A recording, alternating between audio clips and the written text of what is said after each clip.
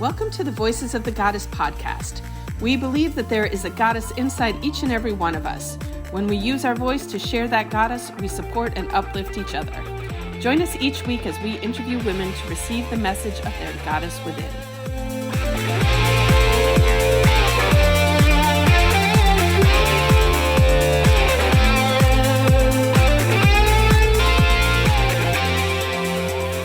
Hello, everyone, and welcome to Voices of the Goddess podcast, where we empower, inspire, and uplift women to be the goddesses they were meant to be. I'm Julietta, your co-host, otherwise known as the Magical PT, and I have a private physical therapy practice here in Fort Lauderdale, Florida, where I help mostly women, but men and kids also, occasionally an animal here and there, find balance in their body, mind, and spirit. Traditionally as PTs, we really focus on the musculoskeletal system, but our thoughts and our emotions play a huge role in the well-being of our bodies as well. So I help people find balance in all of that. And in addition to doing this podcast, I'm also an artist. I paint, I create jewelry and malas with crystals, healing stones. And that's enough about me. How about my co-host, Allison? Hello, my name is Allison Mancini, and I am also normally I'm in Fort Lauderdale area. Right now I happen to be in Texas visiting my daughter at college, and it's freezing here. It's like 28. I haven't even checked lately. It just feels like it keeps getting colder. Actually, there could potentially be snow flurries. I'm slightly excited about that because I haven't seen snow flurries in a really long time.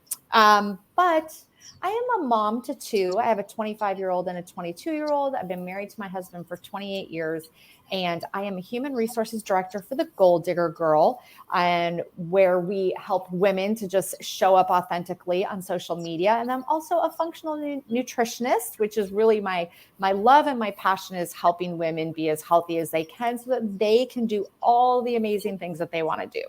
So that's pretty much my story. It's your story and you're sticking to it. Sticking to it. And I'm a co-host of this awesome podcast, which, by the way, we hit our 100th episode, which is super exciting. Yes. Yeah. I mean, it's gone by super fast. Like I can't believe we've done 100 episodes already. And just thinking about all of the super cool women that we've met over this past year doing all these episodes. So yeah, it's been pretty awesome. Loving doing this. So what I wanted to talk about before we start this show, I know I've spoken about this on the show before, but everybody's been asking me questions over the past week about the malas that I make and what are they and how do I use them? And so since they are a meditation tool, and we know that's come up as the answer to our second question over and over and over again. Meditation is one of people's, one of the top self-care practices that people like, that we talk about on our show. So, first I'll say, you don't need a mala to meditate. Malas are a traditional meditation tool, and it just fit in really well. How I started making them, I had my own amethyst mala, and I don't remember where I got it or how long I had it. But one day at work here, I was treating someone, I bent over, and the mala got caught underneath the corner of the table, and it broke, and the beads just went everywhere. And malas have 108 beads because it's considered the most sacred number. So there was 108 amethyst beads all over the floor in my office. And I picked them all up. And at first I was really disappointed. And then I was like, but I can string this back together. It's no big deal. And I just came to find that I really loved stringing the beads together. It's a form of meditation for myself when I'm stringing the beads together. But the reason for the 108 beads, and I got one of my malas right here, 108 is a sacred number. So if you meditate with a mantra that you're repeating, you should repeat it 108 times. But so that you don't have to say, You know, I'll say my mantras, I am love. So I don't have to go, I am love, 1. I am love, 2. You use the beads to keep track of how many times you've said it. And you just move from one bead to the next bead to the next bead. And that gets you at 108 recitings of your mantra. So a lot of people buy them just because they're really pretty. And I picked this one because it's one of my favorite. Like, I feel like it's super pretty because of the beads. It's Amazonite and rose quartz, which rose quartz is the stone of unconditional love. And Amazonite is it's like a multitasking crystal. It's also a heart stone or a heart chakra crystal because it's kind of green, but there's also a bluish to the green, which connects it to the throat chakra. So it's also a great communication chakra. But there's also, like, if you can see, like that bead's kind of a brown bead. So it's like a grounding stone as well, which usually associate that with root chakra stones, which would be red and black. But the brown stones in here are really earthing and grounding. It's also important in today's times because we're, with all the Wi-Fi and our cellulars, that EMF stuff, that waves that are coming at us, Amazonite is one of the best protectors against that. So you can wear an amethyst. You can wear a mala as a necklace. You can wear it around once. Some people loop it around, and so it's doubled around their neck. This was something I taught Allison recently. You can wrap it around your wrist and wear it as a bracelet. They're super cool that way. Some people get them to put on their altars. So I don't know how many of our women out there have altars where they put their sacred things, their items that connect them with source. So some people just like them there. So yeah, you can wear it as jewelry. You can use it just for the healing energy from the beads. You can use it to assist you in your meditation, and you can use it as a decoration as well. I love it. I was very excited when I figured out I could wear them around my wrist because I'm not a necklace kind of chick. So I was very happy. And super exciting news. So I ordered some stuff to make yours. Yay. And it arrived yesterday. Woo! Awesome. So it'll be ready when I come back in town. Maybe. If I have time. It takes time to string all these beads together. But I'm not back for another week. It's all good. But it'll be ready soon for sure. So I think it's time to bring on our guest, right? Yes, absolutely. Absolutely. Hi, Andrea. How are you? Hello, Julieta. Hello, Allison. I'm well now. Thank you. Good. So why don't you tell, welcome, and tell our audience a little bit about you and what you do. I am Andrea Petrut. I'm a Romanian living in Canada, in Toronto, with my 3 children. I have 2 boys and a girl. And with the love of my life, the one I moved here for.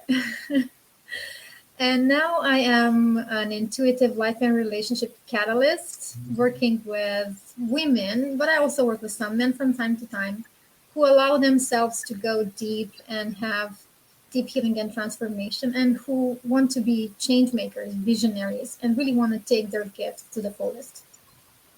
That's beautiful. Yeah. How she worded it all and everything. I know. I'm like, I love that. Awesome.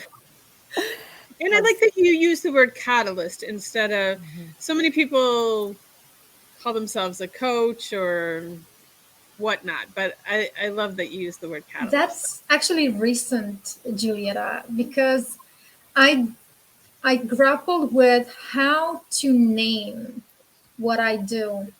And I asked friends, even recently there was a discussion about mentor, coach, and there was always this thing, I do not have certification, as we know, in terms of coaching. I also am a mentor, but it's people calling me a mentor. I am not naming myself a mentor. I just naturally become one because I love them, and we have a beautiful exchange, and I support them in that way. And One, like the middle way, was put in coaching. What I do is ta-da-da, coaching. But now I'm like, but that's not enough for me. I just want something that I really feel that, yes, it's perfectly aligned and it's me, it's who I am and what I do. And through all these conversations that I have witnessed recently and talking to beautiful, gifted friends like you, I figured out, you know what, catalyst. This is what I do. This is who I am. I think it's okay, and it starts to resonate with other people too. So thank you for Perfect. It's perfect. Yeah, I love it. It's beautiful. So with that, let's dive into our questions. Mhm. And the first one is, what is one book that you wish every goddess would read? I actually have it with me. It's Self Compassion by Kirsten Neff. And of course, the camera is not working unless I put it to my face. Forget about it. Yeah. That's the fun part of having virtual background. Kirsten Neff. I think I bought the book after I went to her workshop here in Ontario. The thing that really struck me first was her TED talk, where she speaks about the difference between self-esteem and self-compassion. And it was one idea and question I never asked myself: is self-esteem enough, or is there something deeper? And she actually says the self-compassion does not have, like, almost like the side effects that self-esteem has. And from her workshop, which led me to the book, I understood that um, I was going through overwhelm, and I was in a stage of my life where I forgot about myself. I was not giving myself enough love and support, and I was not fully aware of where my decisions were taking me, which is my body was going down and down. My mind was not clear. I could not stand up. Like there were some things going on that I was dismissing. And she, through her talk and then through her book and through her workshop, really pointed out we need to give love to ourselves. We need to talk to ourselves like we talk to our great friends. When we go to them, we listen and we hug them. We should do the same thing. And at first, the workshop was not enough. I really had to go through the book and then say, yeah. And I started talking to myself whenever I find myself in very difficult situations where, like, I almost feel like dying because it's too much, too many challenges, mental, emotional, financial. Everybody wants something from me. Life wants something from me. I always have to do something. I just want to be. I just want to stop. So I stop and see myself inside, like she recommends, and I just hug myself. I give myself a bear hug and say, like she says, I know you're in pain. I feel you. I hear you. You are in pain. It's like admitting to yourself that you are suffering, not hide it anymore. Just say it. So that's why I recommend this book, because it reminds us what is really going on with us and reminds us that we are valuable, we are worthy, and we need to take care of ourselves if we want to do the best. Yeah. I like how you said, talk to yourself like you talk to your friends. And that's a tool that I use often in my clinic here. Is when people are talking about themselves, I ask it, would you talk to your friend like that? Would you say those things to your friend? And they're like, no, of course not. And I'm like, well, then you shouldn't talk to yourself like that either. And we all definitely need much more. What was the title of the book again? Self-compassion, the Nice. proven power of being kind to yourself. Love it. Yeah, Adding it to my list. very, very good one. And for those who have not taken her workshops, and this is something that she doesn't have in that TED talk that you can find on YouTube, she gave an example that really struck me for two reasons. Why? One is that it was about an experience watching a documentary with disabled children in Romanian institutions around 1990s, and when the gates were open and people could come to Romania and democracy started in a way. And the other is that there was a monk who was watching that video, And the experiment was, he was hooked at the computer and EEG, I think. Mhm. And they were watching what happens to the brain waves. Without him doing any practice meditation, anything that he does with his heart and emotions, he just watched. So they watched what the brain was doing. Then he started bringing in compassion. And then things changed in his brain. When they asked him, what did you do? How did you feel the experience before you did something and while you did it? Well, when we do not offer ourselves compassion, what happens is that because people who are empaths, they take because I'm also an empath, I assume you are too. You feel people, right? So, and as goddesses in general, I assume we do feel very much more than we are very sensitive. So we take in all we see, like we feel the horror in front of our eyes, even if it's on TV and we're not experiencing it firsthand. We take that all in and it's going to affect us negatively. But how he proved it, if you bring, while you're watching, while you're witnessing something, when you bring compassion into your heart, you're actually supporting yourself and you can be with what is while holding yourself so that you feel and you're not affected by what is happening. This was a huge lesson, heartbreaking because it reminded me of the suffering in Romania, and at the same time empowering because it reminded me of a habit that I can develop so that I can help myself in any terrible situation. Mhm. Yeah. That's a great tool. Thank Mhm. you for sharing that. Yeah. All right. Our question number 2 is, what is your favorite self-care practice and how does it support you? The one that I kept from Romania is the beginning part of the training for Shaolin Kung Fu because it implies stretching. So what we do at the beginning is stretching exercises with the whole body. And one is you're moving the blood. Two is you're opening space for energy, for things to move through you. And um, like on the spot, what happens to me is I become happier. You know, it's almost like a dance for me. I love so much these practices that it's almost like dancing. I would rather do this than dance. Actually, it's easier because I know that in 5 minutes my whole body gets to relax, loosen up, and it gives me that feeling of, yeah, I can do it now. I'm ready for it. um, and when I did it continuously, and I say that because I'm not doing it continuously, but for 2 years, I kept doing it.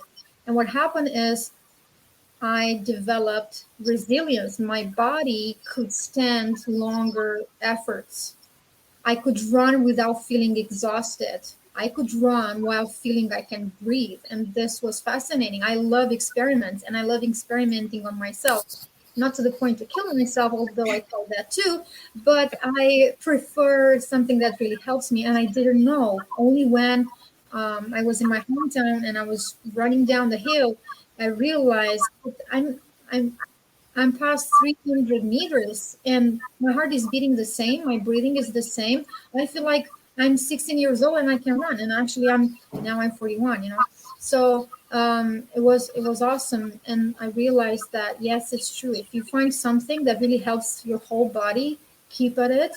And wow, exceptional results. That's awesome. So our third question, and this can be, sometimes a little challenging, but when you're having just one of those days when it's just, what tool do you pull out of your back pocket to make it all happen? It happened today before meeting you. I wondered if that's what you were implying when we talked earlier. Yes, because my husband is working, my youngest son is at school, my oldest son is at home, and my youngest child, who's a girl, she's 3 years old, she's with me. And I have podcasts, I have to write my book, I'm organizing events, I have all sorts of things that I'm I'm doing for my business, and they need care, and I have to bring all in, interweave all these things in my life. And my heart says, I want to do my things. And then my soul says, yeah, but you have kids. So, and my kids say, mommy, mommy. So it's challenging. And I was almost about to give up to this podcast. Almost about to say, I don't think that my daughter can stand still and let me do this. But here we are. We're doing this, and you don't hear her at all. What I did is I gave her something that she likes, by the way. So now she's occupied somewhere else. But in terms of myself, what I did is 2 in 1: gratitude and compassion. I acknowledge that it's hard for me. I acknowledge that it may not work. And I also realized that everything is in perfect timing. And I started being grateful for what I have and what I'm going through. And this allowed me to tune into love, the love I have for myself, and the love for what I do, and just trust that. And I actually prayed also, actually 3 things. I prayed, please God, just allow this to happen, because it's such perfect timing, and they don't have other time for this.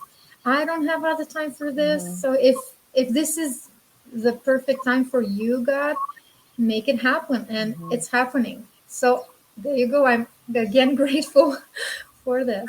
These are the fastest tools that I have found for myself. Yeah. Gratitude. And for me, gratitude allows me to feel the love, to receive the love I have for myself, and the love coming to me from life. And then if I still need support, I bring compassion and a prayer. Because when I pray, I set the intention and I just give it to God. And whatever comes, I'm going to allow it, and I'm going to accept it. I love that you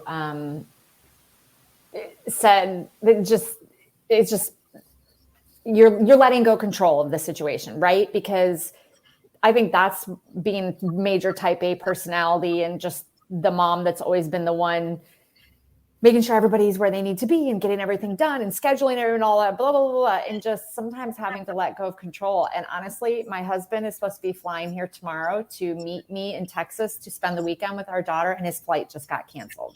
And if you're doing any flying right now and you're listening to this, it's impossible to get a hold of the airlines. And I have been sick to my stomach all morning, because she's going to come home from classes. I'm going to have to tell her right now, her dad's not coming until we can figure out how to get him here. He can't even get a hold of anybody. And just listening to you has reminded me that I just need to be grateful that we even have the possibility of being with her, that I'm here, and that it's all going to work out is exactly in the timing that it needs to work out and how it should. So thank you for sharing that, because you have made me feel a lot better. I'm happy to hear. Everything I do and I find useful for myself is based on my belief and faith that we are all connected. And whether, you are there, your son is somewhere stranded, it doesn't matter, because you can feel him, he can feel you. And you're, especially when it comes to lovers or parents or anybody who has a love relationship of any kind, that connection is so deep and so subtle that anything you're thinking of, anything you're feeling, anything you're sending towards that person, they will, like I have goosebumps now. They will feel it. And the more you know each other, the more you can recognize these signs that you give to each other. Yeah, I agree. All right. Our last question before we wrap things up is, what life experience, and it could be good, bad, but has really just, formed who you are today, or kind of put you on the path that you're on right now? It's when I saw on Skype a man, and around him and around us, I saw light. I was in Romania, he was in Canada. That's the moment when I knew he's the one. And it comes after he said that I'm the perfect one, and I said, nope, you're not, because you don't have those eyes that I envisioned. You don't have blonde hair. You're not as tall as the guy that I envisioned. So no, you're not. But what he did have, and I did not notice the first time, is a checkered shirt. That was really, really similar to what I saw weeks before that in a vision. So I didn't trust myself. I learned after, but yeah. So that was the moment, because he became my husband. One of the most magical relationships I've ever had, where physical bodies don't matter. Not that they don't matter, they do very much actually, but it's the connection that goes very, very deep, where the bodies disappear and all it is light. Just me and him, one light, one truth, one heart, one voice. That's beautiful. That's why I'm here in Canada. So that's why that is a big thing. Yeah. Absolutely. What a love story. Yeah, it is. I love that. Now both of you are like, oh. Yeah, this was awesome. All right. So just to wrap everything up, if there was one thing that you would want our audience to remember from our time together, what would that be? Goddess, you are here for a reason, and you know it very well. Just turn your eyes inside you and you will see it. It's the light within you. It's what makes you a goddess. It's that divine self you keep listening to, you keep yearning for, and keep doing what you're doing, because you're doing your best and your best is good enough. And every step you're making ahead is actually a step towards us all living together, that life full of peace, harmony, where we respect each other, treat each other with like sovereign beings, and we bring what the world needs, which is what you got.